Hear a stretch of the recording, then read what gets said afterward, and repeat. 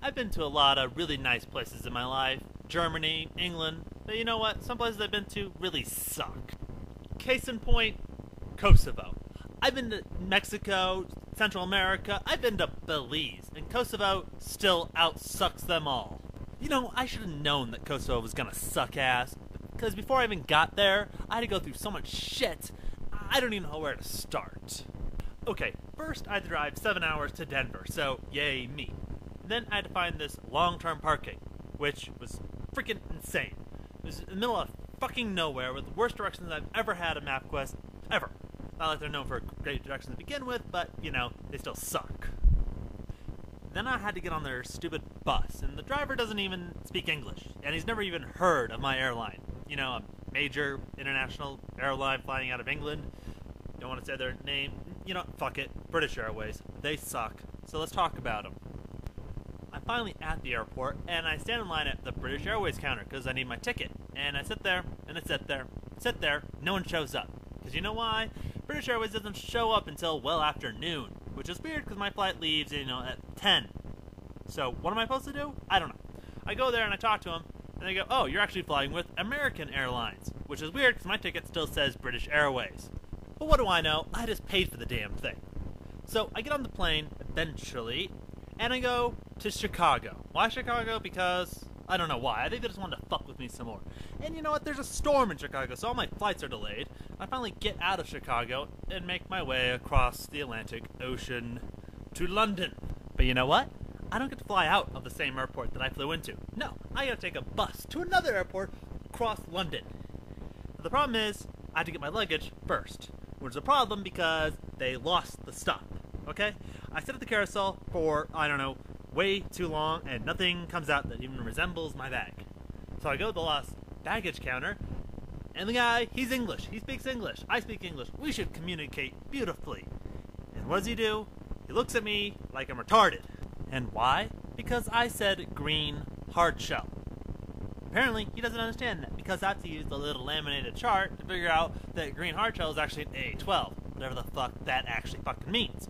So I tell him this, he types in the computer, tells me, oh, your bag's gone, we don't know where it is, we'll let you know. I don't know where I'm staying in Kosovo, so I have to tell him to send my bags to back home. So I get on the bus to go to Gatwick, the other airport. And I've been to Gatwick before, and you know what? Suck then, suck now, it's always gonna suck. But now it's a freaking mall. It's got like a food court, casino, freaking perfume section that takes up half the damn mall, a fresh fish bar, which apparently is a new thing in airports nowadays. I don't get it.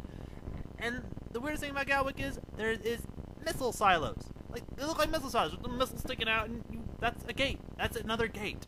And I don't even know why.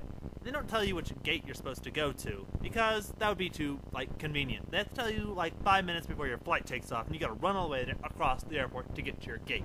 And because Kosovo is, well, it's over, you know what, I don't know where Kosovo is, and I've been there. Do you know where Kosovo is? No, you don't. Liar.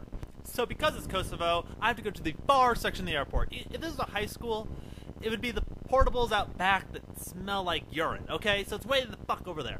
I finally get on the plane, and I'm sitting there just minding my own business, and I see this little kid run down the aisle. Why? Because he doesn't want to go to Kosovo either. He just runs down, he's escaping his mom who went to the bathroom. He just runs down, the flight attendant catches him, and, you know, he has to sit through the plane too. We finally land in Kosovo. And you know what? You know how you sit there and you sit at the gate and the little thing comes out and sucks onto the plane like a giant leech? Yeah, we don't have that in Kosovo. No. We have to get off the plane, then get on a bus, wait for everyone else to get off the plane and get on the bus, drive 100 yards over to the airport, and then get off the bus and go through customs. But you know what? Customs is a breeze when you don't have any luggage. But I'm standing in line, and I have etiquette. I'm standing in line, and I give the person in front of me some space so I'm not looking over his shoulder at his passport. You know, I give him some time. When he goes there, I go in there. This guy's got this weird skin condition where half his face is like falling off or something. And I hand him my passport, and while I'm doing that, this guy takes his little kid and just shoves him onto the counter next to me. While I'm just sitting there trying to take care of my business. And I'm like staring at him, I don't know what the fuck I'm doing here. Why? Why am I even in this shithole country? People are freaking jerks to me, and I want to leave. I've been there for 5 minutes, and I already want to leave. So I meet up with the people that I'm going to be staying in Kosovo with, and they are officers with unmake. Sounds kind of weird to you too, doesn't it? It sounds like something that isn't Irish, doesn't it? No, it actually means United Nations Mission in Kosovo. Sounds beautiful, doesn't it? You ever been in a foreign country with no clothing? It's kind of a bad idea. Because in Kosovo, they drive like maniacs. I crossed one street. I've only crossed one street, just one. And you know what? I already got almost hit by a car. It wasn't even like a car went by like a second after. I mean, as soon as I put my foot on the sidewalk, the car zoomed by me doing at least 30. Well, more than enough to kill me. So, I kind of need new underwear, alright? But before I can do that, I'm actually going to go to the apartment I'm staying in. And it's kind of crazy, because these are very high-rise apartments with no elevators and no parking. You understand how many, like, having a 100-room apartment building and no parking and no elevator? You see the problem here? I do. And I get there, the door is the most beautiful door I've ever seen. It has locks all the way around it. Imagine a deadbolt at every single corner. Every single one. It's great. I feel actually safe for once. But I'm out of time, so stay tuned for my next segment.